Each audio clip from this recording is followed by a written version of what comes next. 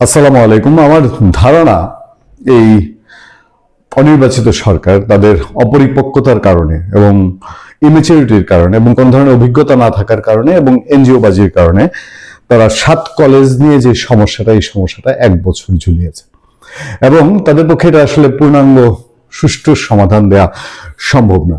আর 7 কলেজের স্টুডেন্টদের তো একটা বাড়াবাড়ি আছেই, যে ইস্যুটা আরো ভিন্ন পন্থায় আলাপ আলোচনার মাধ্যমে শেষ করা যেত। তারা রাস্তায় বল যুদ্ধে নেমেছিল, ফাইট করেছে একে অন্যের সঙ্গে, ঢাকা বিশ্ববিদ্যালয়ের সঙ্গে দল বেঁধে ফাইট করেছে এবং ক্ষয়ক্ষতি হয়েছে, মানুষের মধ্যে আতঙ্ক দুশ্চিন্তা ভর করেছে। এক কলেজ আরেক কলেজে গিয়ে আক্রমণ করেছে ঢাকা শহরে এবং অসংখ্য হতাহতের ঘটনা ঘটেছে।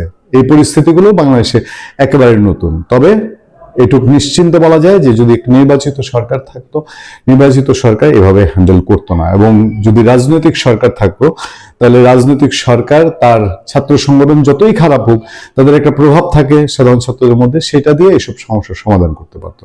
এখন আবার নতুন তামাশা শুরু হয়েছে। নতুন তামাশা আমি বলবো, কারণ এভাবে হুট করে ঢাকা শহরকে প্রতিবন্ধী বানিয়ে দেওয়া, ঢাকা শহরকে স্তব্ধ করে ফেলা, এটা সমর্থনযোগ্য নয়। হঠাৎ একটা কর্মসূচি দিয়ে ঢাকাকে স্তব্ধ করে ফেলতে হবে। শেষ খবরটা হচ্ছে এরকম যে 7 কলেজের সমন্বয়ে প্রস্তাবিত ঢাকা সেন্ট্রাল ইউনিভার্সিটি বাস্তবায়নের দাবিতে রাজধানীর গুরুত্বপূর্ণ কয়েকটি মোড়ে অবরোধ কর্মসূচি ঘোষণা দিয়েছে শিক্ষার্থীরা। বুধবার 14 জানুয়ারি বেলা 11টা থেকে সায়েন্স ল্যাব, টেকনিক্যাল ও তাঁতিবাজার মোড় অবরোধ করা হবে বলে জানানো হয়েছে। জাতীয় নির্বাচন সামনে রেখে এই ধরনের অনাকাঙ্ক্ষিত পরিস্থিতি, অনাকাঙ্ক্ষিত কর্মসূচি এবং কে কোন কর্মসূচির আড়ালে কোন স্বার্থ হাসিল করে এটা বোঝা কিন্তু মুশকিল।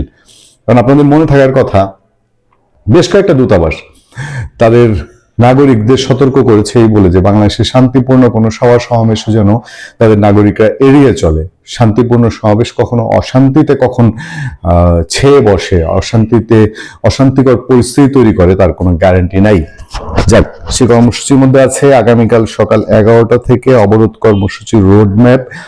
সেটা হচ্ছে spot 1 science lab, Dhaka college, Eden মহিলা কলেজ আর হচ্ছে বদরুন্নেসা কলেজ, তারা সেটা করবে। স্পট 2 টেকনিক্যাল মোড়, যেখানে বাংলা কলেজ ও তিতুমির কলেজের স্টুডেন্টরা জমায়েত হবে। আর স্পট 3 হচ্ছে তাঁতিবাজার, কবি নজরুল কলেজ, সোহরাওয়ার্দী কলেজ। এই 7 কলেজ মিলে তারা ভাগাভাগি করে নিয়েছে। এবার চিন্তা করে দেখেন তো আপনারা, যে এই সায়েন্স ল্যাব সকাল 11টা থেকে সায়েন্স ল্যাব, টেকনিক্যাল মোড়, তাঁতিবাজার, এই এলাকাগুলো যদি অবরোধ করা হয়, ঢাকা শহরের অবস্থাটা কি হবে?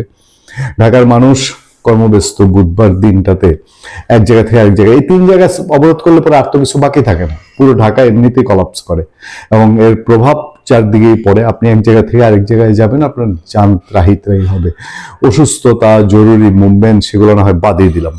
আচ্ছা, আগে থেকে কর্মসূচি ঘোষণা করা হয়েছে, সরকার কি রাতের মধ্যে এরকম কোন ডাইনামিক স্টেপ নিতে পারবে যেন ছাত্ররা এই পদক্ষেপ থেকে ফিরে আসে?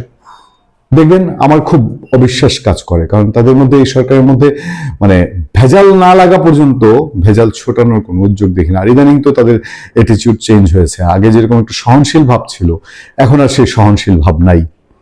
ভালো থাকবেন, সুস্থ থাকবেন। আপনার সাথে আমি আতিক রহমান, পূর্ণিয়া।